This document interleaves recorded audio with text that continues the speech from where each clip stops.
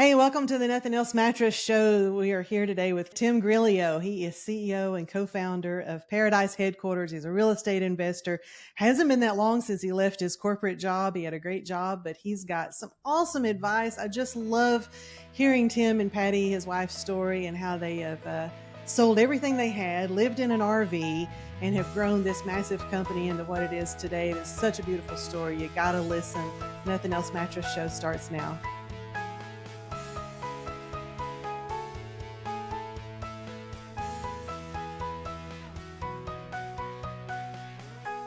When we started out, it was just about providing for our families while being in the driver's seat of our careers. I started in the mattress industry in 1999, and when I left the corporate world and Joe and I opened the Big Mattress Outlet in 2012, we could never have dreamed how rewarding business ownership would be for us. My only regret is that we didn't do this sooner. I was terrified to make that jump, to leave the comfort of the corporate environment. As the old saying goes, I can promise you, parachute's never going to open if you first don't jump.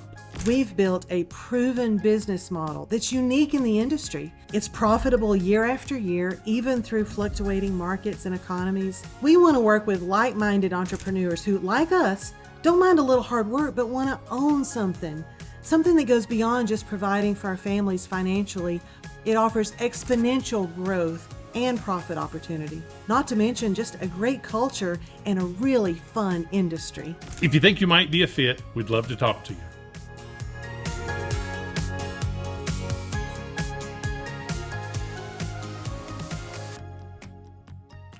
Tim, thank you so much for joining us. Thanks for saying yes to being on the show. I appreciate you taking the time to talk. I appreciate the invite. I'm excited to see your face. So that is I'm awesome. Glad to be here. For our listeners, Tim Grillot he's a CEO and co-founder of Paradise Headquarters, which is up in Tennessee and a tourist destination. He's a real estate investor. And I wanted him on the show because, Tim, I love your story because Joe and I knew you from years back in your corporate career. We worked together on some projects then. And so we've seen how you've left that and become an entrepreneur. And I just want to talk about it. Yeah, I love that. Yeah, so let's go back to where you were and just kind of tell your story a little bit. Gosh, I mean that depends on how far back we want to go, but hey, I'm here all day. I'm pretty proudly born and raised in Iowa, a very rural setting. Grew up not on a farm, but surrounded by farms, so kind of a normal blue collar, gravel road kind of a kid. Is there anything in Iowa that's not surrounded by farms? No. Okay. It's only been one time. It was like basically just all farms. Yeah. No, so we were not farmers, but I worked on a lot of farms. So I grew up, kind of the farming lifestyle and working, I worked for pig farmers and baling hay and all that normal kind of farm kid stuff, detasseling corn, Iowa's wonder. So anyway, I kind of really had a couple careers right after that, and I'm pretty blessed to have had the kind of experience I landed with. Right out of high school, college wasn't for me. And so I actually went through an apprenticeship program and got into the trades, which is still very near and dear to my heart. I love that kind of education.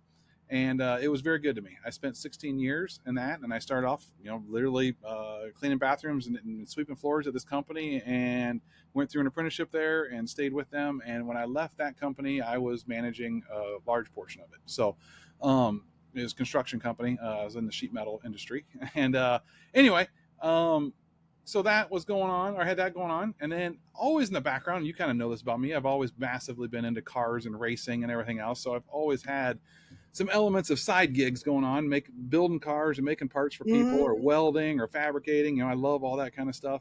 And so I was always kind of doing that at home, and then building cars. And that actually kind of led me into my second career. I was building some pretty nice cars, Mustangs and stuff. And one of them ended up on the cover of a magazine. And that kind of led one thing to another, and it got the attention of some companies. And I ended up with a job at a really large aftermarket performance car company. And that moved me from Iowa to Kentucky. And that was kind of a dream job, if you will, to be honest. And that was where you and I met, is working on a project on one of our cars. It was. That's where you and I met. I actually knew Joe before that. I knew Joe during the construction from racing, because when I was doing a lot of the racing around what you guys were doing was when I lived up north, and I was friends with people up there doing it. So So yeah, I didn't meet you till a little bit later, but I was thinking that you and Joe knew each other a long time prior. yeah, we did. So anyway, I ended up at that job that I was originally hired to kind of manage some R&D activity. They were rejuvenating a brand, and I Mm-hmm. was hired to manage some R&D activity as well as setting up a production facility for the products that we were getting ready to start producing. And that all went really good, and we were it was successful and got things done. And during that time period, I was very fortunate to they kind of handed over the reins of their entire engineering department to me, which was not just that one brand; it was for the whole company. And at the time, that wasn't a super large number of people. It was decent. It was like around 40 individuals that I was very fortunate to get to be the leader of. And so that kind of just was kind of a perfect storm. We poured gas on the fire and where the company was headed and stuff. And, a lot of products my team was putting out, we quickly grew that from, gosh, it was like 40 or 50 people all the way up to, like, when I left, it was like 250 engineers on the team. So Wow. it went really fast, and it was like a 5-year period that happened, and it was fantastic, and it was a lot of fun, and we produced a lot of really cool stuff. But I've just kind of underneath always kind of had that itch of doing my own thing, and I've always I always had the side gigs going on. I was always just kind of had that underlying feeling of wanting to do something on my own. So Mm-hmm. um, it's kind of funny how your mindset changes with all that. Early on, my wife and I, we got into real estate, and when we were in Kentucky, we got into real estate, and man, I remember buying our first long-term rental, and because we have kind of two separate things with our real estate. We have long-term rentals and short-term rentals. And short-term rentals, a lot of people know them as Airbnbs or Burbos, but it's just a Okay. vacation rental. And long-term rentals are where people live.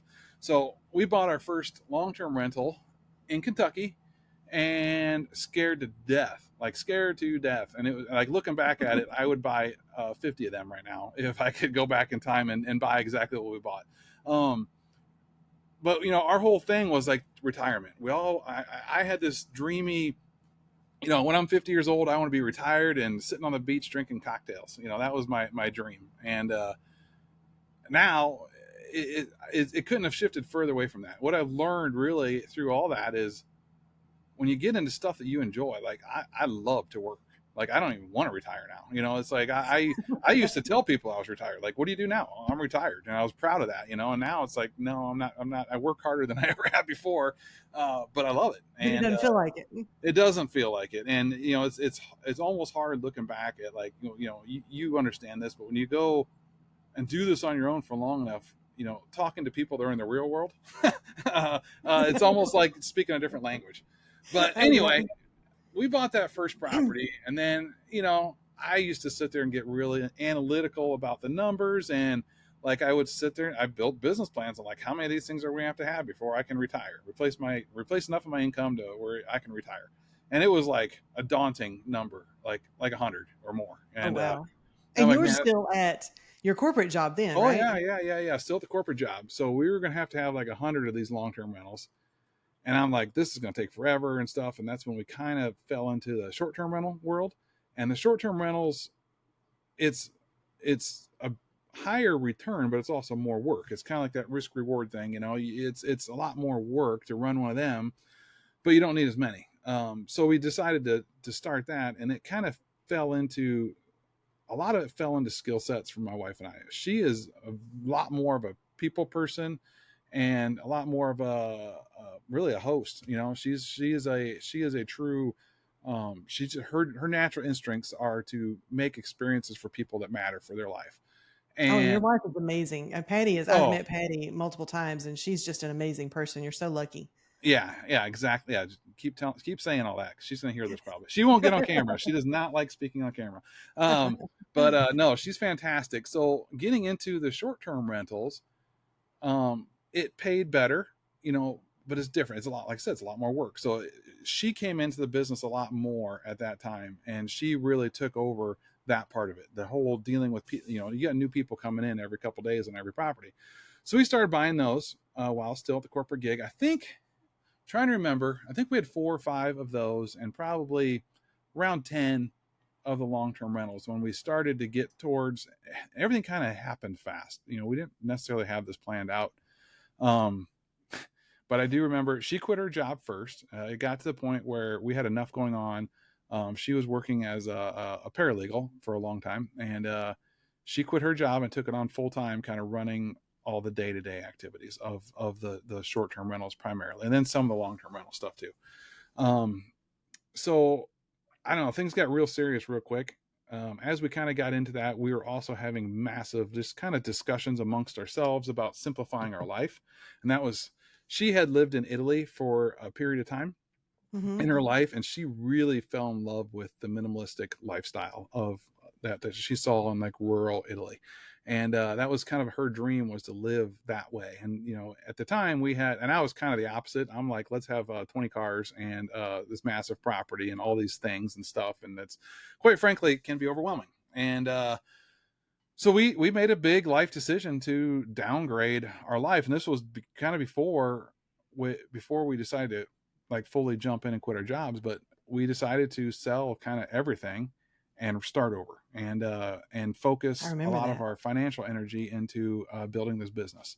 So we did exactly that. We sold everything. We sold like almost all of our personal belongings. We sold our house. We had a 20-acre house and this big, or 20-acre property in this big house and everything. We sold it all, and we took all the money and we bought an RV and moved into it. And then we took the rest of the money, which was, you know, a decent amount, and we bought a whole bunch of properties. And we just kind of went all in.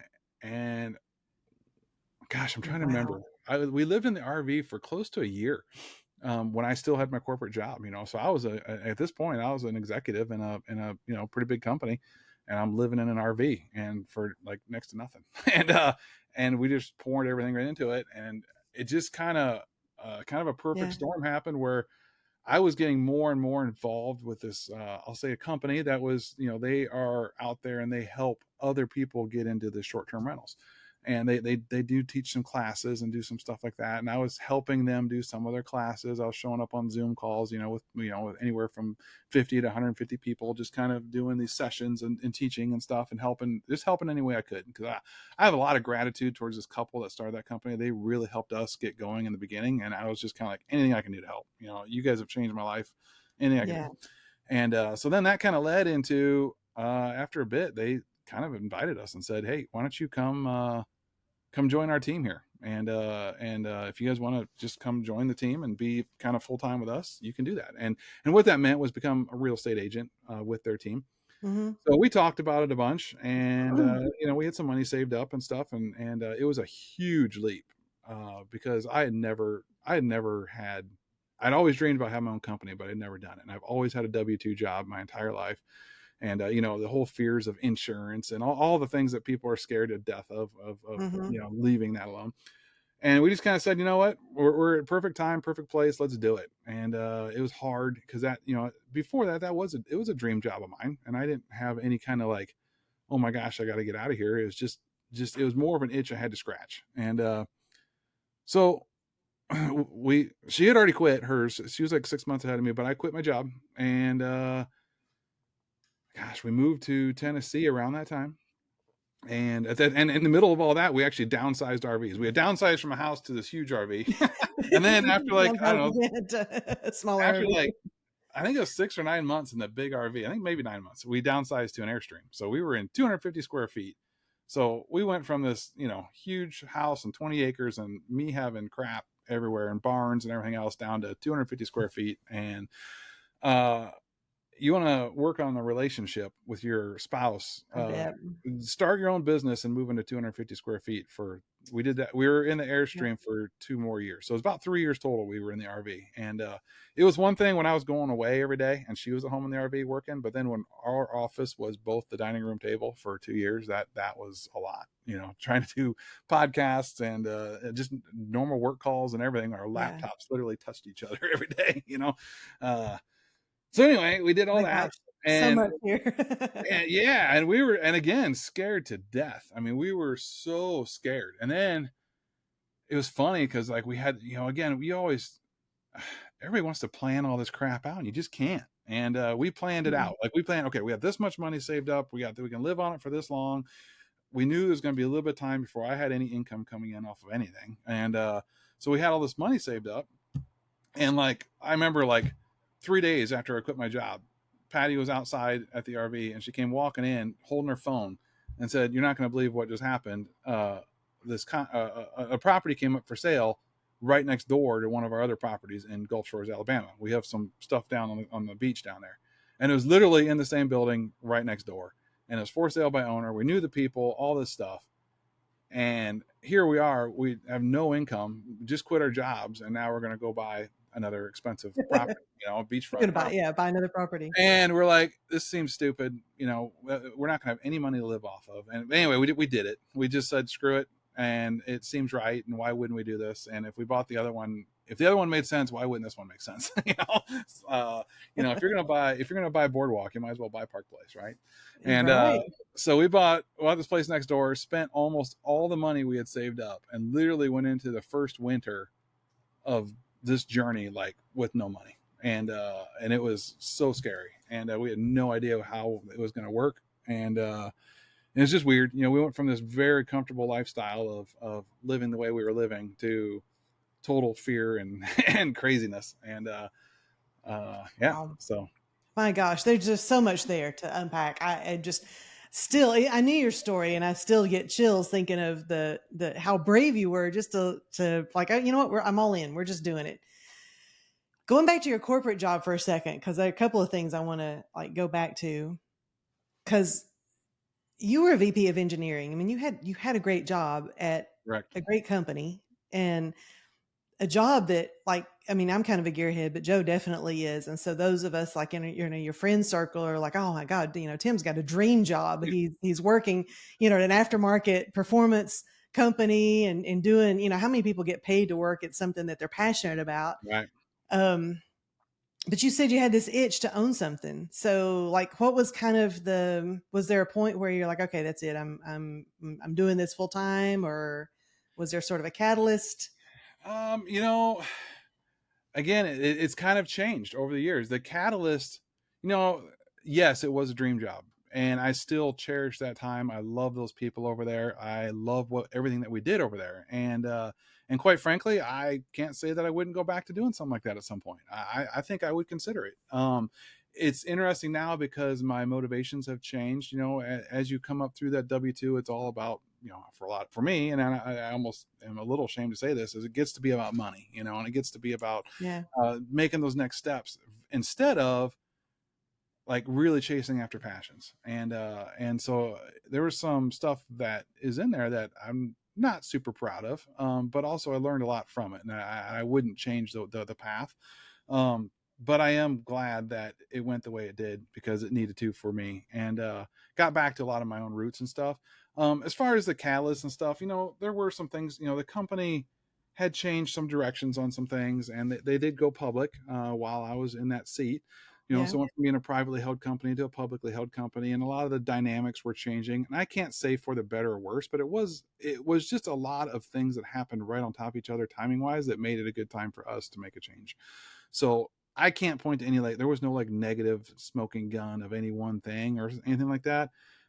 And like I said, at the time, I was like looking forward to like I'm retiring. I'm whatever I was. I think I was 42 at the time, 41, 42, and I'm retired at 41. But and that was stupid, But and like I said, now I don't want to retire. I don't ever want to retire. If I retire, there's something broken. So no, nothing crazy there. It was really just that I did have a feeling like with my age and stuff, like if I don't do it at some point, I'm never going to get to it. And I felt the clock was ticking. And I had been talking about, I had talked about, in the same circles of Joe's, people that Joe knows, I had considered opening multiple businesses when I was younger. And I'll say fear and some elements of my upbringing just always held me back. I was not raised in an entrepreneurial environment at all, kind of the opposite. And I have no shame in the way I was raised, but it was very much a blue collar, you get a job and you stay with the same company for 30 years and you draw a pension and you retire. And nothing's more admirable than that. Yeah. And that was an admirable thing. It wasn't like it was, but it just, that always kind of did hold me back to some degree, from just jumping in. And if I have any regret, I probably do wish I would have gotten into some other things younger. But that's okay. We're doing it now, and I'm having a ball. Um, but yeah, so that's kind of that. That's one of the most common things that seems like we hear people wish they'd done it sooner. Yeah. And there's different reasons why we're held back. I mean, I can kind of relate to what you said because I really liked the corporate job I had. I liked the people and I liked the company. There was nothing bad that happened there to push me out. It wasn't about that. It was just, I just wanted to own something. I always wanted Yeah. to own a business. And it was occurring to me that the clock was ticking. And I was like, do I want to spend, like, you work X number of years to get to the maturity level of being Right. able to run a business. But then, you only have so many years left to feel like doing it. So Right. it's like Right. there's this sweet spot. And the But, corporate most thing, people, like when they leave a corporate job and then start a business for themselves, the business they start has something to do with the experience they have. But you launched out into something completely different.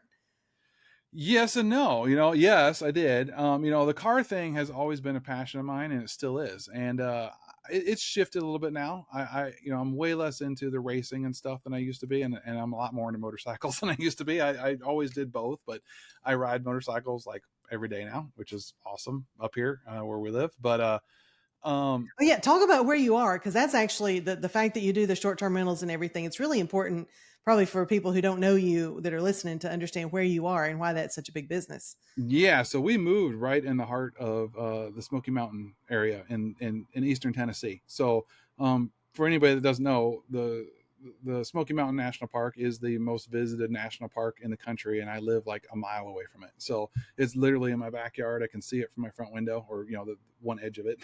It's a massive park.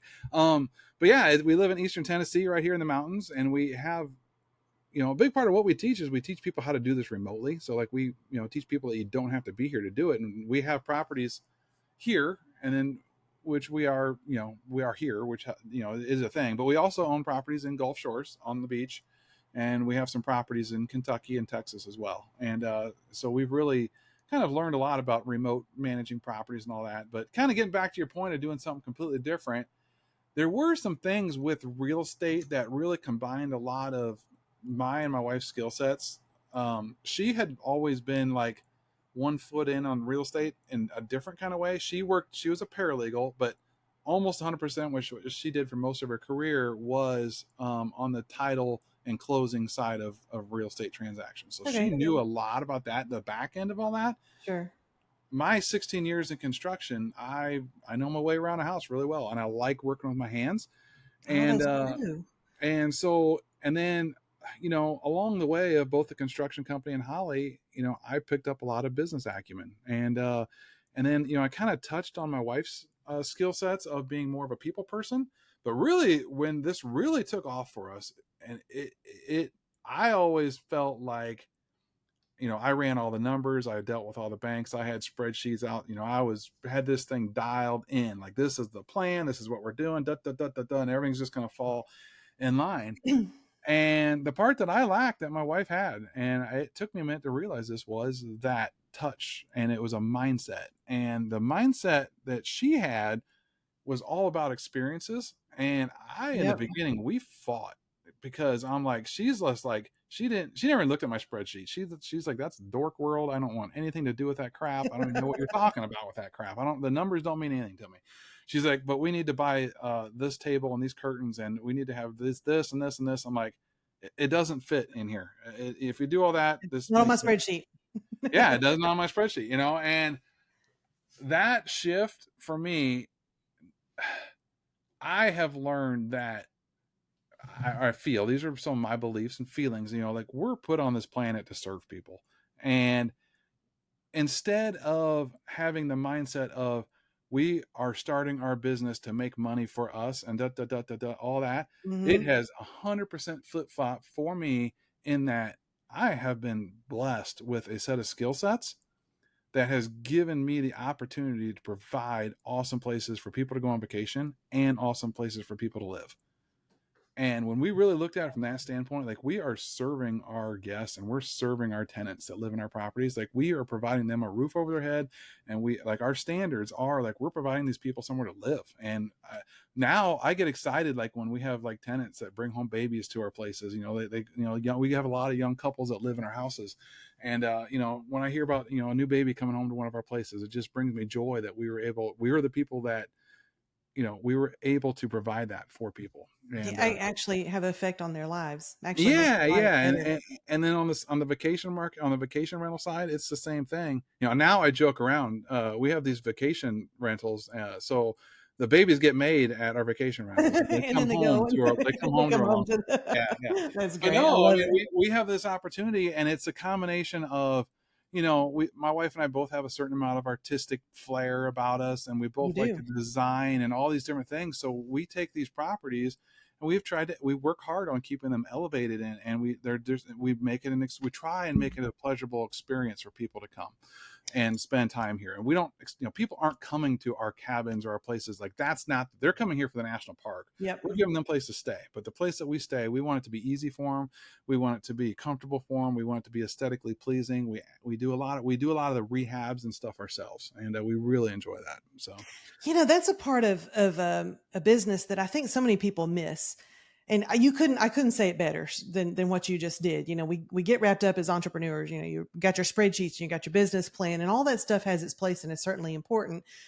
But when you are offering a product or service to people, sometimes it's easy to forget that you're serving people right, and that you can actually be more successful. Like the success and the profit and all will actually come in a larger way if you keep the right priorities. And so many people don't get that. Like I am such a big believer, and we've seen it change in our own business. And I preach it. I'm so glad you brought it up because we could spend the whole rest of the hour talking about that. But, you know, people, they forget what you say and do, but they will never forget how you make them feel. right, yep, And whether they're coming into one of our stores and, you know, shopping for a mattress, they come in thinking they just, you know, it's a commodity that they're here to buy. But then we teach them about sleep, and we actually listen to their sleep needs and their problems. And we set them up with something that actually helps improve their lives by helping them sleep better. We've created an experience that they're not getting in other stores. And in your case, I mean, they think they're going to visit the Smoky Mountains, and that's cool and all, but then you provide them with an experience that just takes it to the next level. You're serving the people. That's what yeah. makes you successful. It's a lot of little things that, yes, and I agree. I couldn't agree with you more. And you know, the spreadsheets are still there and they still matter. You Sure. know, but my that shift in my mindset, not it did change the profitability too. I mean, it helped, but It does. it changed my stress level, and it changed my enjoyment level of what we do. I mean, I'm honestly now I don't even care about making money. I mean, obviously we have to live, but I'm more about like that's what we're doing here. You know, like that's like if you ask me what we do, we provide places for people to live and places for them to go on vacation and have experiences. And we're not doing anything groundbreaking. You know, we treat people right. I'm a big believer, and it's written on my whiteboard behind me. You can't see it, but make hard shit simple. You know, and I think that, and exactly what you just said about the way you guys run your business, I really think that's a key to a lot of things. Is like when you make stuff that's hard simple, people appreciate that, and they don't even know it's happening. I mean, and Yep. one of my favorite examples, you know, my previous career, I was in product development. I was vice president of engineering, which was product development. And one of the common complaints, you know, when feedback came back to engineering of customers having problems, the first thing a lot of engineers would say was, "Oh, they didn't read the instructions. They didn't read the instructions." True, they didn't. But I used to, you know, I'd hold up one of these. You read the instruction manual to that? Hmm. Have you ever opened the instruction manual? No. Nobody needs to, because it's so intuitive. Yep. A You don't have to. 2-year-old can pull an iPhone out of a box and they can figure out how to work it. And it, so that is a well engineered thing, because they made something very complicated, very intuitive, and very easy to use. Great And analogy. that same mindset to me carries forward in everything. And I, you know, obviously we all read a lot. Most entrepreneurs read a lot and read a lot of books and everything. And I've really taken a lot of, like, if I'm getting a lot of complaints, it's my fault. If there's something broken, it's not my guest's fault that they can't figure out how to work my door code or whatever, you know. So we've shifted the way we do a lot. I mean, we do digital guidebooks now, we do gift baskets, we do, the way we communicate what our Wi-Fi password is. We have the Mm-hmm. same Wi-Fi password in every property. We have, all these things that are just, some of it's internal that the customer doesn't see, but a lot of it is, the things that they look and touch and feel and everything else. And it's just helped tremendously. That whole mindset of just striving to make their experience good instead of complaining about people complaining, because I see that a Yeah. lot. I see that Yeah. a lot in this industry. Everybody gets into, they talk about real estate and they go, oh my gosh, people are going to trash your place. So this is going to happen. That's going to happen. So what? I mean, it's like, Yeah. But the mindset you talk about, like when you're in a mindset of serving others, then that puts you in an empathetic mindset too. So yes, maybe somebody's complaining because the door code doesn't work. Okay, whether they have a valid complaint or not is kind of a side point.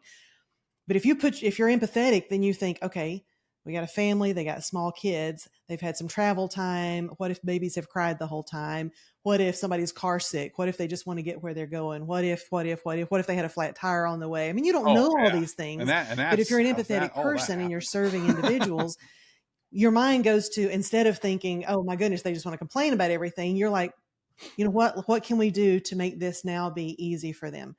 Like give them a place to check in and just relax and be stress free. They're on vacation now. So it's a literal change in mindset instead of looking for what they're complaining about. And like you said, complaining about the complaining, Yeah, you know? absolutely. And we've really, I mean, really what we do is we try and get upstream of everything, and we try and know the problems people are going to have from experience of other problems that we've had. We want to know their Yep. problems before they have them and Yep. address them before they Friction have. points. Like you want to Yeah. avoid the friction points. Yeah. Set up upfront expectations. I mean, the minute somebody books one of our properties, they get a message from us explaining this is the way it's going to work.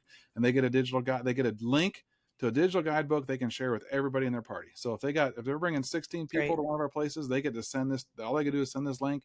It tells everything about the house that they need to know. It tells what hikes are all close by, what restaurants, grocery stores, everything they need to know is all in this one little happy bundle of joy, of a link.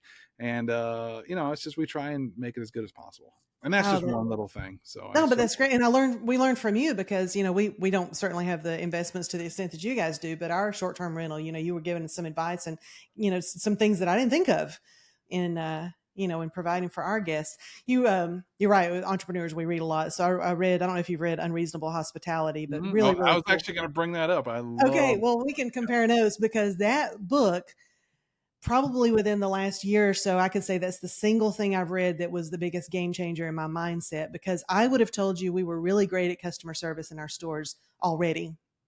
I Yeah. didn't think that was an area we needed to work on. And then I read this book and I'm like, it just opened my eyes. Tell me what you thought. I'll let you have all the spoilers. Oh, well, I mean, just really touching on people's senses, and not just one or two, all of them, and, Yep. and that has been huge. And, you brought up a lot of things of like the, people, you don't know what they went through getting there. But we kind of do, I mean, most of our, I, I'm kind of bouncing off that book, but I'm going to some of my own other things. But understanding your customer is huge. And I know where most of our customers are generally. This is a drive-to destination. Most people aren't flying here; they've driven here, and they've driven anywhere from 4 to 12 hours to get here. And dad's ready for a beer, and mom's ready for a glass of wine, and Mm-hmm. and the kids are screaming, and so we try and make, we don't want them to have stress right when they get to our property, so signs are a big thing, just little things that touch them, so we try and appeal to their senses as they're pulling up to our properties. I went on a bender a couple years ago with doorknobs. I'm a big believer in anything that anybody touches in your property needs to be nice, and I started going through and replacing every single doorknob in every property. And just dumb stuff like that, but you want it to smell good, it's got to look good, it's got to be easy to find, it's got to be easy to get into. Yeah. There's no reason to make it harder. Don't make hard shit hard, make it simple. And so that's Yeah. God, we all think of so many examples, but just a few minutes ago before recording here, we ordered some lunch and then sent our manager here to grab lunch for us. And he goes in to pick up an order that's already paid for, and we put the business name on it, Big Mattress Outlet. So he walks in and it's like, hey, a to-go order. And she just goes, like, points over there. So he goes over to where clearly the to-go orders are and starts looking at tags. And she's like, no, no, no, no, no. And she comes over like she's going to go through the tags. She's like, what's the name? And he tells her. It just made it so hard. Right. And then Like, you're frustrated, and you I've felt paid that. for an order. I just come in to pick it up. Like, why are you Right. making this so hard? I mean, couldn't you just smile? And this is a very easy transaction. Yeah, yeah. But so many businesses do that. You put a phone call in to get an estimate for something. You can't get a call back. You have to jump through hoops to give people money for a service they provide, it seems like. And Right. I wish that was more commonplace, that business owners could understand. If you will just make things easy for customers, that alone will make you successful. Yeah, I agree. Couldn't That's agree an more. ingredient that just doesn't exist And so and much. I'm all about simple, things and simple fundamentals to follow. I mean, I have these 3 C's that I do all the time, and I do this. I've done this analysis for years in multiple careers, and it not just being an entrepreneur, but this was very. So it's 3 C's: understand your customer, understand your competitor, and understand how to create value. If you can do those 3 things in any business, I don't care what it is, you will have success. So That's when you great. understand your customer, who are they, what do they want, what are they looking for, what's everything you can know about your customer, find out. Understand your competitor, how are they doing it, how can you crush them. I mean, exactly what you just said with the food. If you're starting a restaurant right next door to them, you don't want to do that. and Yeah, right. and then understand how to create value, and that the creating value isn't everybody thinks, oh, that makes money, that means money for you. No, creating value is making people's lives better, and Yeah. Yeah. it's creating value. Yes, in turn, that is your reward, is you get to pay your bills another day. But the creating Yeah. value is you're making some if you're in any kind of industry like a restaurant, you're creating value for them is somebody can walk in, get their food, and get out and get on with their day, or whatever. So whatever the business is, though, those 3 things have really, that's something we pay a lot of attention to on our own. So Yeah, when I travel, I love to stay in an Airbnb much more than a hotel if possible. I just like the hospitality side of it. right. But I'm so picky because I guess being in the mattress industry, I'm a mattress snob, so I'm Yeah. paying attention to what a place looks like. And I will I tell can you, go in. that is one of the hardest things in this, is trying to figure out what mattresses people buy. Oh, I'm sure. I'm sure. Well, when we have a lot of customers who are wanting to buy for their Airbnb too, so we try to say like, okay, here's what's going to please the most number of people. You're never going to make everybody happy, but here's some recommendation that we can work with. But um, That's a whole nother story. I can go on that. I I'm sure literally, I can't tell you how many times I have had back-to-back reviews of, this is the worst mattress I've ever slept on, burn the house down. And then literally the next person in there will be like, I need a link to where you got that mattress. That was the best thing I've ever slept on in my life. And it'll be like is one that day. the most polarizing thing on the Oh, it property is the happens mattress? all the times.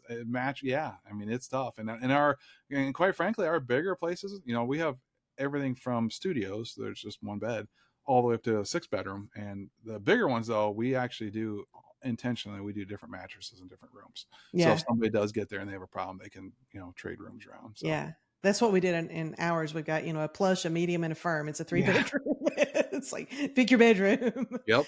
Something for everybody. If everybody wants a firm mattress, well, y'all are sharing a bed or something. What are we doing? That changes the dynamic of the vacation. So what are some? Let's story tell for a second. Because in any business, you got nightmare customers and you got great customers. What are some on both ends of the spectrum that stand out as stories that are Well, fun stories? we have a lot of great customers, and it's always easier to talk about the nightmares because, just like anything, nobody leaves Google reviews for good experiences. They always do it in the Yeah, I store. know, right? But I'll be honest, we've spent a lot of time, like I said, setting this up to where it's, as I hate to say automated, but we have put a lot of automations in place. I mean, a lot of our best customers we never talk to, and I say that a little bit, almost, I kind of hate it a little bit, but It means everything worked it right. means everything worked right, and we get a good review, and we leave them a good review. So, and that happens a lot. I mean, we have a lot of people that will book from the time they book a property, the time they leave and everything. We never have any actual real conversations, just a series of automations that we have in place. Some other best customers, we've had, generally we try and go out of our way to help people. And we had one this winter. It was a young couple staying in our place. And of course we didn't know it, but they were getting engaged. And that happens a lot up here. and we had a storm come in, and it's mountains up here, so the roads are rough and not rough. They can get really sketchy if there's ice. They're Yep. steep and Yep. curvy and all that kind of stuff.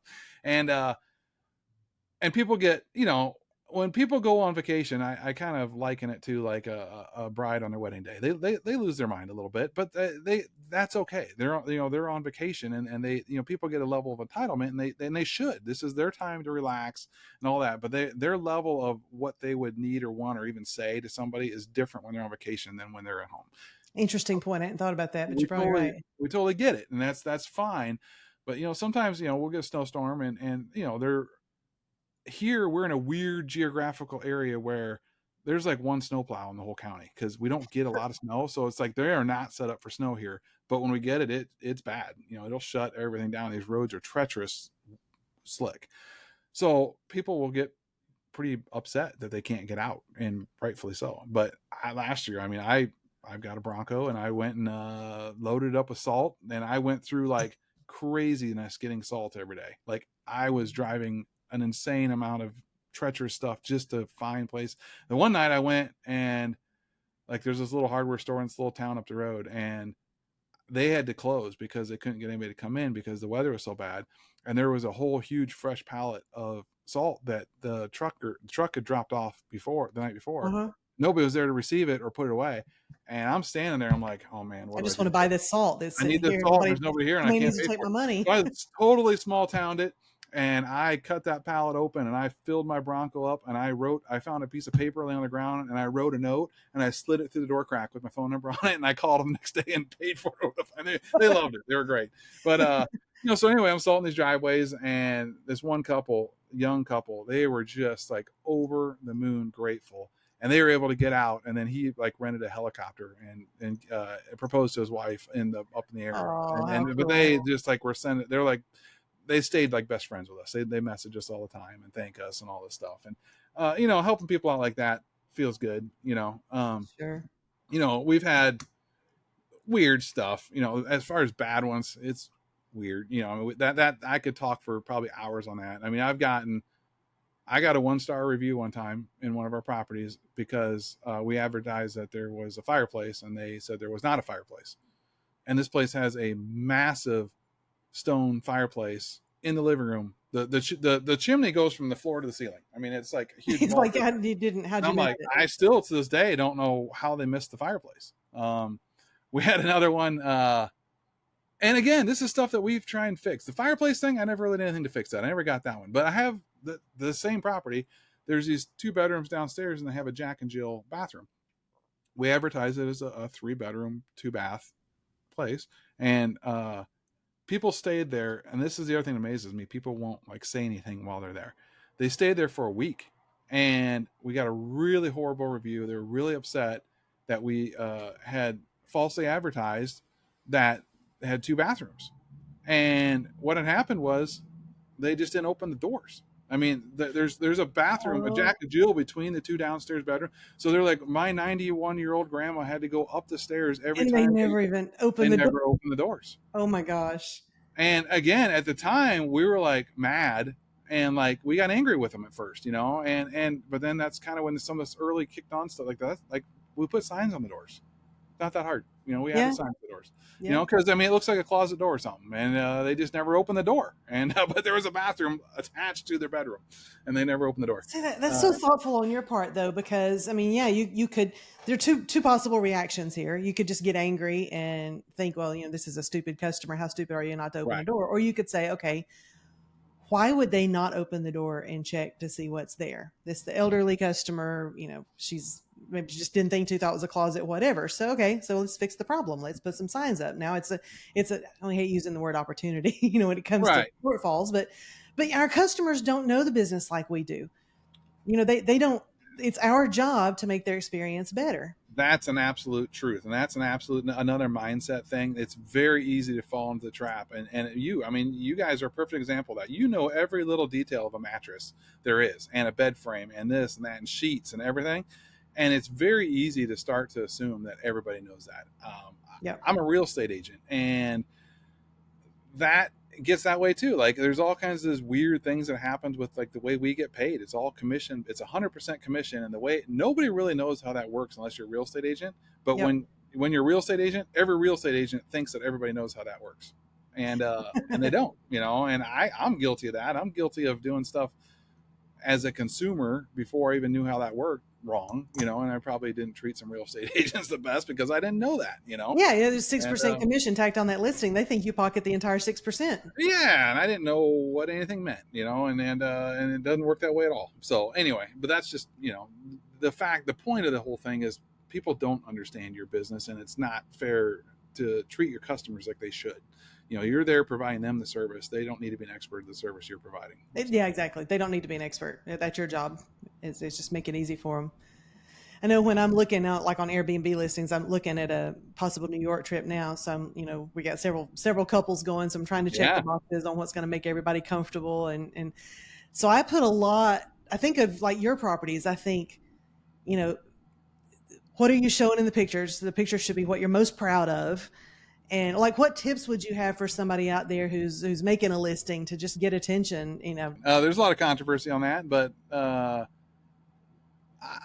tell people, the main three, again, back to 3 more C's: cute, clean, and comfortable. You want your places to be cute, clean, and comfortable, and that's kind of a core thing. From there, you can start sneaking in amenities and stuff. But as far as the listing goes,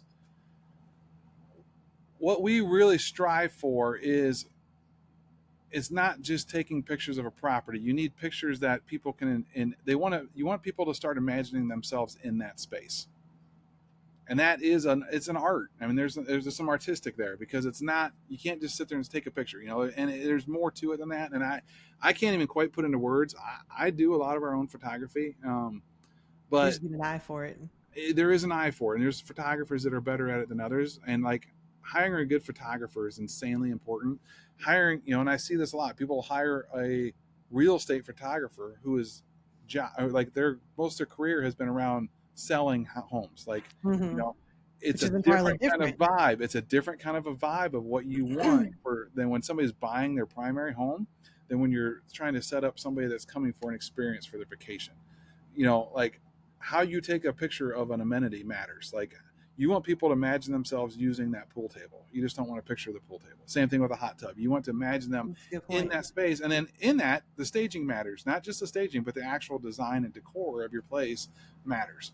And, what bedding is on the bed when you take the pictures? How are the sheets made? How are, what's the coffee bar look like? What does what kind of answers to questions can you answer with your listing before they even click or before they even open it? Pay attention to, like, I'm getting into, this isn't really a podcast about short-term rentals, but like when you open, I always tell people, pay attention to what it looks like on mobile and desktop, because more and more customers are doing this off their phones. So when you want to pay attention to what the grabber, like Airbnb, it's like the top 5 pictures of what you see first, and a certain amount of the copy. So that certain amount of copy that they see without actually opening it up and expanding it matters. So like, I really like get as many bullets in there as possible, and try and catch people and make them open, but so it's all about. And then on top of that, then the other side of it is there's some algorithm things. Like there's some things that, the Airbnb algorithm or Verbo algorithm, or whatever they like. So there's some, that gets even trickier because nobody really knows what that is. You don't, your first 5 pictures, you got to nail it for your property. There's something about your property that is special, and something about your property that is going to be marketable, and you need to capture that. So if you post, if you got this cool property in the woods that has an awesome hot tub and a fire pit, and your first 5 pictures are of the outside of the property in the woods, but none of the other stuff, that doesn't, do they really need 5 pictures of the outside of the house? Right. Get a cool thing in the hot tub, get a cool thing in the hot tub, what do you got to offer? And like in shopping for the New York one I was telling you about, there were some listings that I thought were probably pretty cool, but like the first 20 of 25 pictures were purely just artsy pictures of like decor. And I'm like, I see that you put a lot of work into these pictures and you've gotten just the right angle and everything, but I have no clue what this house looks like. Yeah, and I like the artsy pictures. There's a pretty vase somewhere. Yeah. I like the artsy pictures, but I like them mixed in, and I like them. It's more like 1 out of 10 instead of 18 out of 20. Exactly. You know, I Exactly. mean, Like they were so proud of these, but yeah, I'm like, I'm not going to stay there. I don't even know what the place looks like. that's easy to get caught up into when you're new at this, because you just got done, watching HGTV for 15 days Yeah. straight and setting your place all up, and you're super proud of it, and you should be. But I am 100% guilty. I go back and look at my pictures every once in a while, and I'm terrified of what I put in there sometimes, because I'm like, oh man, I was really proud of that. And and it's the same thing of kind of backing up to what we said before, is like you can get so hyper focused on what matters to you because you just did the work. It's like Yeah. being an expert in it. You got to back up, and sometimes it doesn't hurt to send it to a third party. Send it to one of your kids and let them look at it. I actually did that with my kid. I'm like, what would you like to see? And like, ask your kids, Listing. and not just a listing, but in like, what would you as a 19-year-old, if you were gonna, because we have some little studios that are more geared towards younger couples and stuff.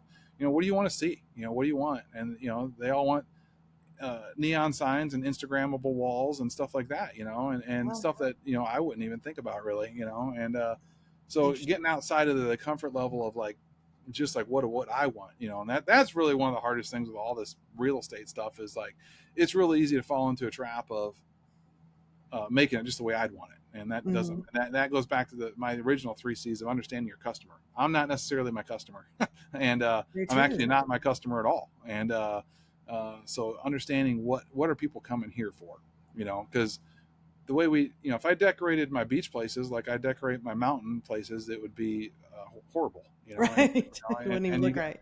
And quite frankly, this is mountains, and so is Aspen, Colorado, and it's two totally different things. This is not Aspen here. This is a very mostly blue collar vacation place here where we are. So, super elevated properties here, I've actually seen them not do great because they're too nice. And people,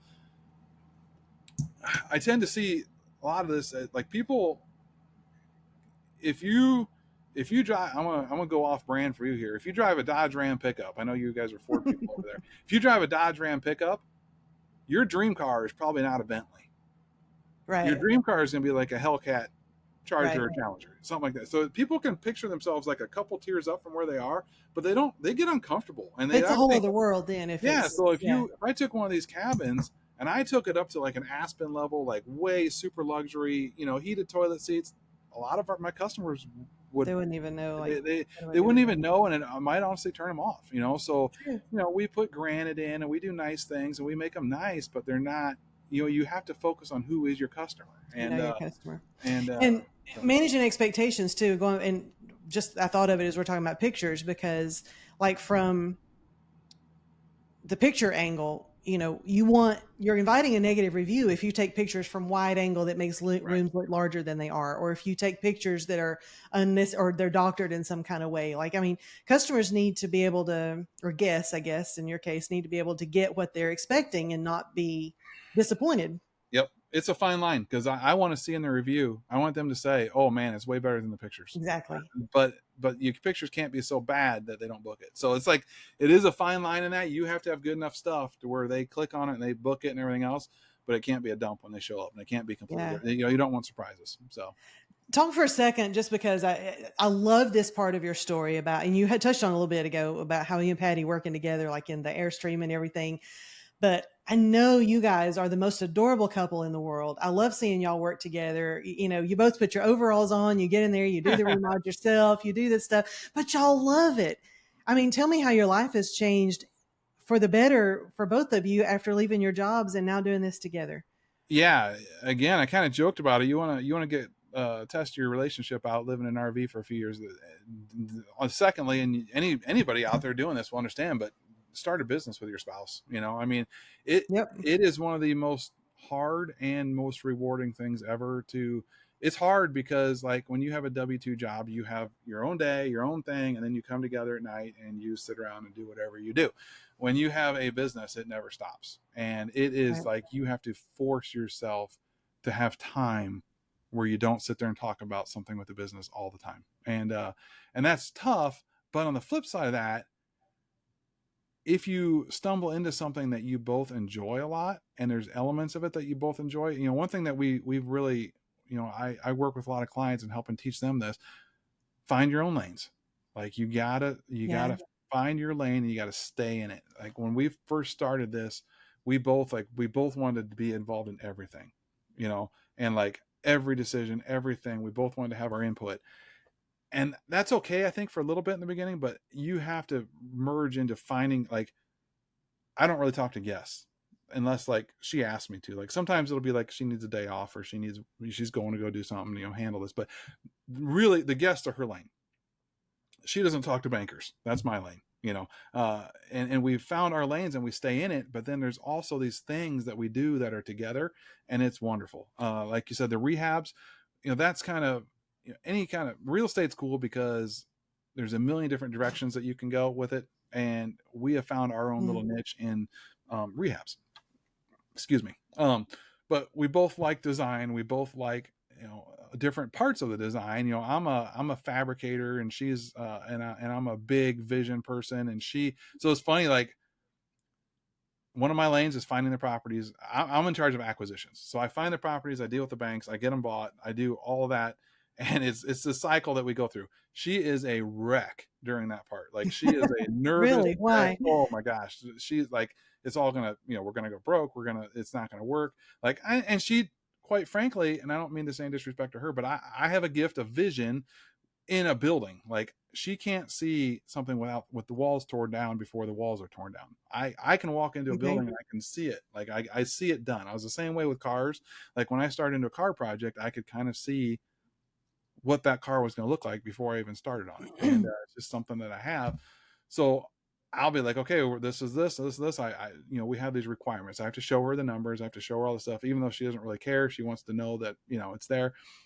And then, like a rehabs, I do it all on graph paper. Like I love drawing floor plans. I get crazy about it. I'll draw the floor plans all out 5 different ways and I show them to her, and it's like her looking at a spreadsheet. She can't see, she'll nod her head and say whatever, but the reality is she doesn't even know what she's looking at. And then we get to the property and I'll start laying it out with like painter's tape on the floor, like blue, we'll start laying out, and then she sees it pretty decent there. But then until I start knocking down walls and we really start construction, then it gets to a certain point and then it clicks for her, and then she takes off like a rocket, because once it gets to like be a space, then she can create the experience that she wants in that space.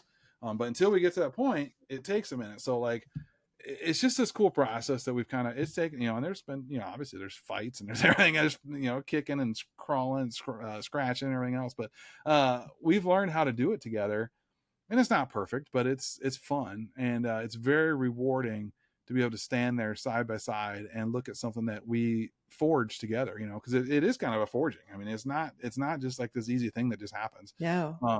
People see the success. They don't always see what goes into it behind the scenes. Oh my gosh. I like talking about that. And, I mean, for you guys, when we talk about hard work, I don't mean just like the stress of it. I mean, you're literally in there with, the demo and the sledgehammer, or the, the gun, the nail gun and the paint, and you're doing everything.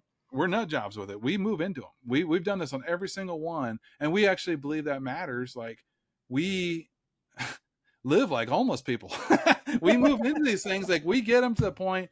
If we get to the point where there is at least one operational toilet and like something to take a shower with, and sometimes that's kind of crude, we'll move in. And our whole theory on that has been like, we have a lot of other things going on in our life around these rehabs. Like that's not just what we're doing. So like, if we had to like go to the rehab and work on it and then go home and do other, we can never like get it done. Like when we're there, if we have other stuff come up during the day, we can do whatever. And then we might jump back on rehab until 10 o'clock at night or whatever, because we're there.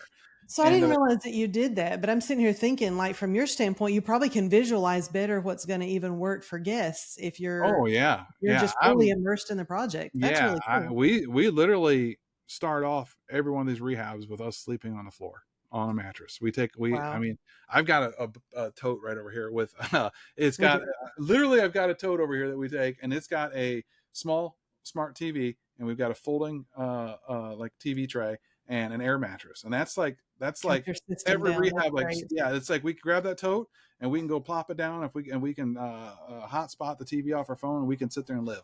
And it's got like a pan and a fork and a knife in it, and but we start off that way. And then as the project evolves, I mean, we get the details that we find. It's like this one property, I was like crazy adamant about being able to see the main living room TV from the very end table or the end chair of the dining room, and from this little countertop bar over here. So like we'll go sit everywhere, and we get crazy about it, and people never notice that. They never notice it, and that's what we want. We don't want them to notice it. We just want them to feel. We have never, knock on wood, I'm going to jinx this now, that property has never had anything but a 5-star review. And Wow. it's just everybody that goes there is like, oh my gosh, this place is amazing. And nobody can put their finger on what it is, but it's just it's nothing special. It's just a lot of little details. Just little things. So in your corporate job, could you wear a hat and overalls and have tattoos? No, I could not. That's something else. Like, I don't have any bad feelings towards anything, but towards the end of that, there was some, I was missing some individualism. Is that the right word? Yeah, I don't have great vocabulary. But tattoos were not, as you escalate in a corporate world, they get, I was having to wear, if I was gonna have tattoos, I would have had to wear long sleeves and have long hair. They don't like that. And they started off like, when it went public, it was like everybody loved that. Like I was the car guy. The people coming in were like, oh my gosh, this guy's a real car guy. And they thought it was awesome that I lived the lifestyle and still until, speeding tickets were happening or, bad, stuff. And they're like, oh, well, we can't have that. I'd get pulled aside, or you can't say this on social media, or you can't say this, you can't do this. You can't, that's a bad image for the company and all this and that. And I understood and still do understand that, but I was getting to be a caged animal with that, and I just want to live the way I want to live. And I get that I'm going to make mistakes, and I get that there's things that are inappropriate, and I've had to apologize, but I don't regret any of that. That to me, that's part of the being authentic and building something of your own. I mean, how many small business owners out there have made mistakes and had that turn into great successful things? If you're not, it's not even a mistake. It's just a way not to do. You just learned a way not to do it.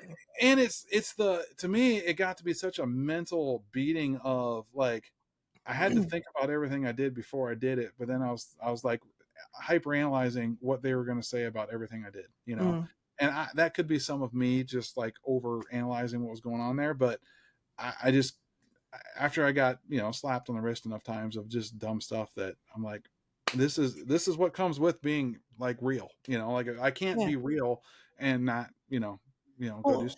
Whether it was just you or not, I mean, it didn't change the fact that that's how you were feeling, and it was affecting your happiness and your ability to just feel like you were, authentic. And I'm a big believer in authenticity, and even on the sales floor, in teaching our team and everything, and building the culture at Big Mattress Outlet is like, just be authentic.